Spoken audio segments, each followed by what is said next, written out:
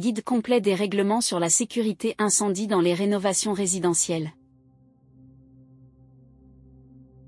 Quelles sont les normes en matière de sécurité incendie habitation? Les mesures préventives pour limiter les départs de feu. Lutter contre le risque incendie est devenu une priorité.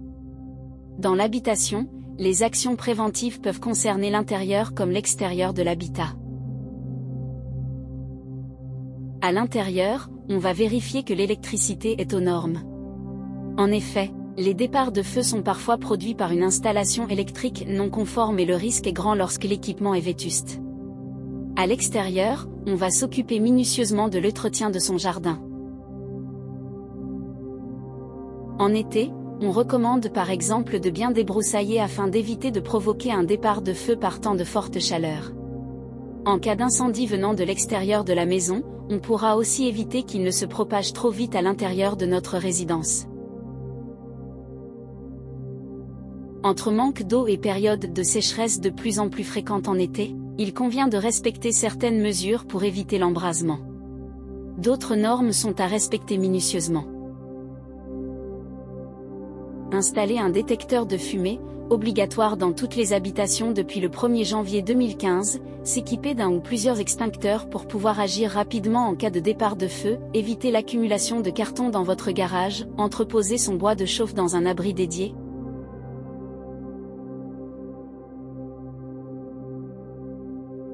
Prendre toutes les précautions qui s'imposent lors de l'utilisation de son barbecue en été, trouver une place dédiée, loin de la végétation, faire entretenir les appareils de chauffage et notamment les conduites d'évacuation, ramonage de la cheminée, vérification de la chaudière, du poêle à bois ou à granulés, etc. Si elle doit être appliquée de façon stricte pour toutes les nouvelles constructions, l'application de la réglementation incendie-habitation est encore à la traîne dans les anciennes constructions. L'obligation de l'installation des détecteurs de fumée n'a pas toujours été suivie par tous les foyers. Quelles sont les évolutions présentes et à venir en matière de lutte contre l'incendie?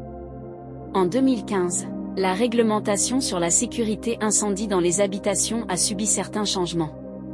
Si tous ne sont pas encore observés systématiquement, légalement, les nouvelles constructions sont tenues de s'y référer et de tout mettre en œuvre pour l'observance de ces nouvelles règles. Cela concerne toutes les nouvelles demandes de permis de construire, qu'il s'agisse de construction ou de rénovation. Pour faciliter l'évacuation des personnes, en cas d'incendie, il est obligatoire de respecter la nouvelle distance maximale entre la porte de la maison et l'accès à l'escalier le plus proche. Autrefois de 7 mètres, cette distance est maintenant de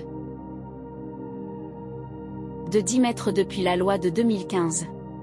Pour la construction ou la rénovation des bâtiments, les façades en bois sont autorisées à condition de présenter des performances importantes par rapport à leur résistance au feu, exemple, le bardage bois utilisé pour la rénovation d'une façade.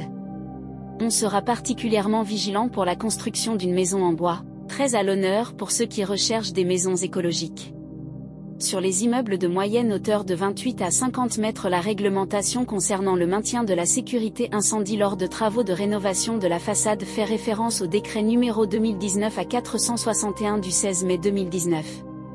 Ce décret s'applique à tous les travaux relevant d'une demande de permis de construire ou d'une déclaration préalable de travaux qui ont été déposés au 1er janvier 2020. Ce décret stipule que les travaux de rénovation de façade de ces immeubles ne doivent pas porter atteinte à la sécurité des personnes résidant dans l'immeuble en cas de risque incendie.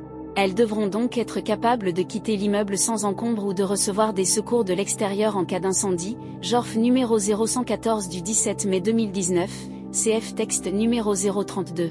Normes à respecter selon le classement des habitations par famille. Les bâtiments d'habitation sont répartis selon un classement précis. Il existe, à ce titre, 4 familles. La première famille concerne les habitations à un étage au plus. Ce sont des habitations individuelles de plein pied ou avec un étage et dont la structure porteuse est indépendante. La deuxième famille concerne les habitations individuelles exclues de la première famille et les habitations collectives pouvant aller jusqu'à 3 étages. La troisième famille regroupe les bâtiments dont la hauteur n'excède pas 28 mètres. Dans cette troisième famille, on distingue 2 sous-catégories.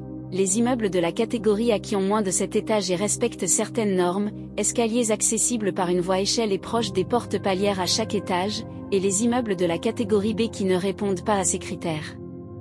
La quatrième famille regroupe les immeubles dont les hauteurs sont comprises entre 28 et 50 mètres. Construction et rénovation résidentielle, les règles à suivre. Les matériaux de construction et de rénovation sont souvent choisis en fonction de leurs propriétés ignifuges. Pour les pièces à risque, on pourra choisir des portes coupe-feu. On peut aussi prévoir des portes blindées pour les entrées principales. Celles-ci apportent non seulement plus de sécurité mais elles sont aussi un bon moyen d'éviter l'invasion des flammes provenant de l'extérieur. La loi française a mis en place un certain nombre de normes destinées à protéger les propriétaires et locataires dans les espaces résidentiels. Le principe est de permettre à tout occupant d'être à même de quitter rapidement les lieux en cas d'incendie. Il est donc essentiel d'en tenir compte lors de la construction d'un bien immobilier, de sorte qu'une solution de repli soit facile pour l'occupant ou bien, qu'il puisse recevoir une aide provenant de l'extérieur sans encombre. Les entreprises effectuant des travaux de rénovation sur un bien immobilier doivent aussi en tenir compte afin de ne pas gêner une éventuelle évacuation des habitants. Par exemple, il n'est pas possible à un artisan maçon qui effectue une rénovation dans un immeuble de copropriété d'entreposer des sacs de ciment ou de poser des gravats, même temporairement, dans un accès commun et de bloquer un passage vers la sortie de l'immeuble, car en cas d'incendie, sa responsabilité serait engagée. De même, il n'est pas possible d'entreposer du matériel devant un extincteur et de bloquer l'accès à ce dispositif. Les règles sont valables pour toutes les voies d'accès à l'extérieur, cages d'escalier, portes, ascenseurs, etc. Quant aux parkings extérieurs et aux accès au logement, ils doivent être laissés dégagés pour permettre, par exemple, à un véhicule des sapeurs-pompiers de pouvoir pénétrer dans les lieux sans être gêné par l'entreposage abusif de matériaux ou de machines-outils.